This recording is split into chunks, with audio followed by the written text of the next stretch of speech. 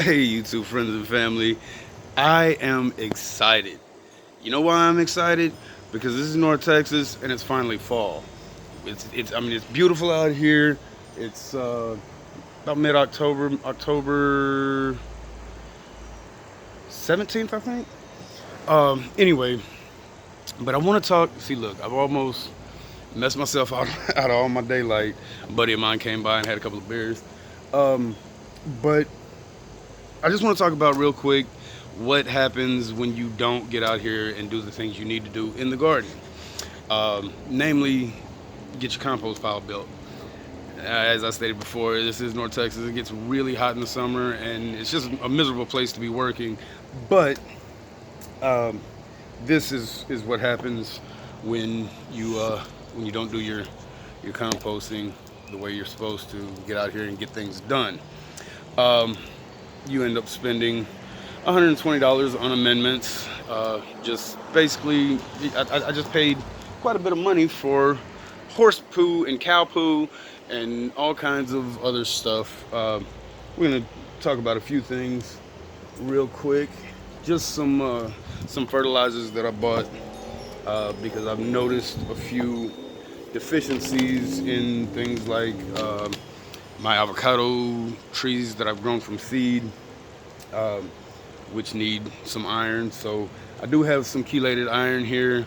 Chelated just means that it's wrapped in a protein to keep it organic or to keep it available in clay soils. Um, this is an organic sulfur, potassium, and magnesium uh, fertilizer, and this is really a good find for me. Um, Potassium, if you're going to use something like wood ash for potassium, that's very alkaline. So they've gone and put equal amounts of potash and sulfur in here, 22% by volume of both. As you can see, let's see if I can. Boop. Yep, 22% sulfur, and my selfie stick is malfunctioning. Anyway, so that's just to counter the alkalinity of potash. Um, Also with some magnesium, because magnesium and potassium do have a tendency to have a bit of a competition effect when they're trying to be taken up by plants. If you get too much of one, then the other can't be absorbed by the plants. And this is just something I decided to pick up. This is a micronutrient blend with iron, zinc, and see, got calcium, magnesium, sulfur, iron, manganese, zinc, and humic acid. This is mostly going to be for my container plants, citrus and whatnot. Um, Also got some citrus tone. This is a 526. Uh, that's NPK, nitrogen, phosphorus, and potassium, respectively. Um, so when you see something that says citrus tone or tomato tone or whatever, it doesn't mean that that's the only thing that you can use that on. You can use, I could use the citrus tone on avocados or tomatoes, just whatever. Just it depends really on what kind of deficiencies you have, what fertilizers you've used, leading up um, to trying to use this.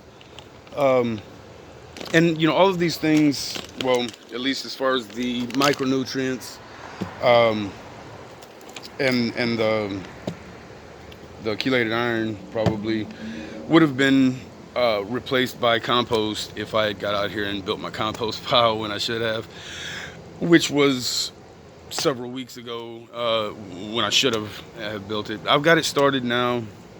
I don't think it's heating up just yet, but I'm going to go tomorrow and get some manure. I've got leaves laying around, kitchen scraps. If I can find some coffee grounds, that's a great nitrogen-rich ingredient. Um, I've got a buddy that brews his own beer, so a lot of times he'll give me the spent brewery grains, and I can get out and go pick them up from him, add those to my compost. I've actually got a bunch of feral cats that roam my neighborhood, and I tried to fertilize with some fish emulsion um, early this spring, and came back out the next day, and they had dug up my entire garden. So I think I'm going to use the rest of my fish emulsion. I'll add it to the compost as well, um, and that'll definitely get it hot. But other than that, I've just got some black cow compost. That's it's a decent one season uh, compost. I don't necessarily like to compost down to something that is this finished. It doesn't last long enough. It's composted to where it's almost nothing. So it'll only last you about one season. Uh, I don't sift compost when I make it myself. I let it compost to the point where, okay, I need it now. I'm gonna use it. Don't sift it. Just let all the smaller particulates settle out, and that's fine. This is some cotton burr compost. Never used that before, but they didn't have any mushroom compost, which is fine because it is fall here in North Texas, and I'm going to be planting mostly brassicas. And brassicas do not have any kind of fungal association. They actually exude a fungicide from their roots. I've talked about that briefly in another video. I also got some premium topsoil over there. I wouldn't typically buy topsoil to fill a bed, but that bed's a little bit low. I need to get it leveled. The bed that all this is going in is just a 5 by 10 foot bed where I grew my sweet potatoes this year. I tried to make a sweet potato video, but it just didn't work out too well. Yeah, so all of this stuff, great organic material.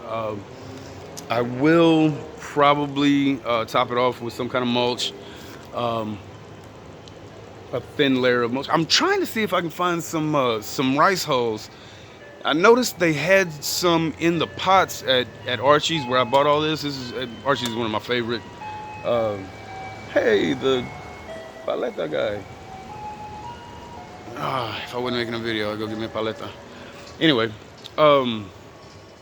so where was that? Oh yeah, I'm trying to find some a local source for. Jeez, I keep getting in the dark. I don't know how I'm doing that. I mean, it's not like no one will be looking at me, but hey, you gotta. Oh, the rice hulls. I need to find a source locally, hopefully, because I don't want to order it on Amazon and pay out the yang for shipping. But I wanted to talk a little bit more about that topsoil. It says it's premium topsoil. It says beneficial microbes, naturally rich in nutrients. I'm hoping.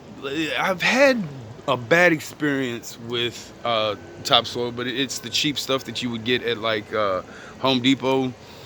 Stuff that they market it for, just filling in holes in your garden. I would not ever put that stuff in a bed without treating it first with, either heat treat it or something, bake it in the oven, boil it, whatever you got to do, or just don't use it. There was a hole that I needed to fill beside one of my beds one year, a few years back, and I used some of that cheap topsoil, filled in the hole, planted 2 tomatoes in the bed. Now I didn't put the topsoil in that bed. I just put it, right beside it. Of course, the tomatoes grew and grew and grew and just did not set a single tomato all year. At the end of the year, I was really curious, so I dug them up, or I pulled them up, and I had root knot nematodes. Well, that tells me one thing. Those nematodes came in that bag of topsoil because we don't have nematodes here. Our soil is entirely too heavy to support root knot nematodes. So they've since died off because, like I said, they can't really survive in this soil very well. But that is something that you should definitely be wary of, be mindful of. I do intend on doing a little experiment. Oh, yeah, go ahead and knock your beer over, JP. I do intend on doing an experiment sometime in the near future where I'm going to take some of that cheap topsoil and I'm going to compost it to raise the elevation of part of my yard. My yard slopes towards the back quite drastically. So I'm gonna see if I can pull that off and not get the root knot nematodes. My thinking behind that is that I'll be able to have enough life in the compost that they will be consumed if there are any there. Of course, I would have to know for a fact that they're there, and it's really gonna be a kind of a crapshoot of a experiment. But yeah, I mean it's just gonna be something I do. Long story short, like I said, I had a buddy come over, so I've pretty much run out of daylight, just about. It is still probably about a good 30-45 minutes worth of daylight, but I'm not going to bother with it until tomorrow. I'm going to get all these amendments into that 50-foot square bed, or 50 square foot bed. I'll be now. I'm not just gonna go all willy-nilly with these micronutrients because that can really cause some problems in a garden. I'm not gonna go willy-nilly with anything really. The citrus tone I just bought because I needed to have it on hand. I won't even be using it now because it's coming to be fall. I'll be bringing my citrus indoors real soon. So yeah. Oh, I also bought some red cabbages because I want to make some red sauerkraut. Yeah, I actually bought an organic head of sauerkraut of cabbage to make sauerkraut with at Central Market the other day, and I'll be doing that soon. I'll go ahead and make a video, I guess. So yeah, long story short, that's about it. I'll show you guys the pathetic bed that and I'm gonna tell you, this bed had a lot of organic material in it at the beginning of the season. It's been extremely hot, extremely dry, and I got a decent harvest of sweet potatoes out of this bed, but it's just been ridiculously hot. Still got some peppers here. I think this is a Reaper, but if you can see that, that's a tiny little pepper. That's the size of my thumbnail. So, I guess you can't see through that leaf. Yeah, so that's telling me that these guys need some food. They definitely need some water. We haven't had any significant rain in months. It's just been awful. I've had to keep everything up on the balcony garden. I've had to water several times. You guys can see it's like a freaking forest up there, and these trees right here that are crowding out everything, those are gonna get doused with salt. I don't grow anything there. I'm just gonna dump it. Well, I'll probably boil a significant amount of salt and dump it on them. They're evergreen. The wasps get in there and just make life hell. There's another one of those trees right here behind me. I've got to figure out a way to get this guy out. I've cut it back several different times, and it just keeps coming back even more and more of a pain in the ass. Real quick, we'll go over here. You can see I've got a significant part of the garden tarped. The problem with this is that most of the grasses that are growing under this grow via rhizome, so they can get out here where there isn't a tarp and absorb energy and then store it, and eventually what's under here will come back. Got blackberries right here along with a ton of weeds. My tomatoes did great for me early spring. They're coming back, and there's fruit on them. So I don't know if you guys can see that. I've got some San Marzanos down here. They're all producing again, but I don't think I'll ever do that many tomatoes again. Tomatoes aren't something that's going to be profitable in a market garden type environment, in my opinion. At least I've not seen anybody be able to accomplish that. Now this is my little half-assed compost bin. Sturdy. The reason I took so long to get it done is because I've got it. This is where the wire comes together, but the fabric that comes together over there. So I needed to have got out here, undone the whole thing, and then lined it up to where they would come apart at the same spot. So I'd be able to move it, turn it, flip it, bop it, spin it, things like that.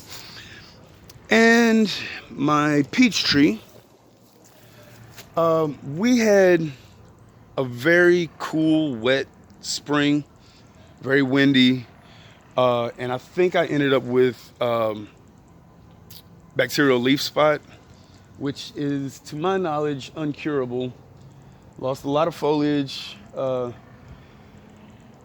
course, we did end up getting very, very hot, so I'm hoping that maybe it just died off. I don't know. It's looking a little bit better, but not really. And let's go over here. Whew. God, I gotta get this tarped. I've got to get this whole yard tarped. I've got a 100 by 50 foot tarp up front that I was gonna have a buddy come help me just now, and then I realized I had all that other stuff in the bed of my truck, so I'm not gonna be able to do that until tomorrow. This is my plum tree that is probably, I feel like if the peach tree has bacterial leaf spot, then it's probably on the plum tree as well. There's another peach tree right over there in that corner that the squirrels planted. I've talked about that in other videos. I just thought I'd point it out again. There's another one actually on the north side of the house as well. Let's go up here real quick and just talk about how great these dang peppers are doing. Now, these have been in these containers all season, but these over here, look, okay, so real quick, jeez, what is wrong with my sister? Okay, just bear with me, I'm all over the place, and I generally am. That is a very sad looking citrus tree. I grew this from seed about 6 years ago, I think. I don't remember. This thing that's climbing all over it, you may recognize as Malabar spinach.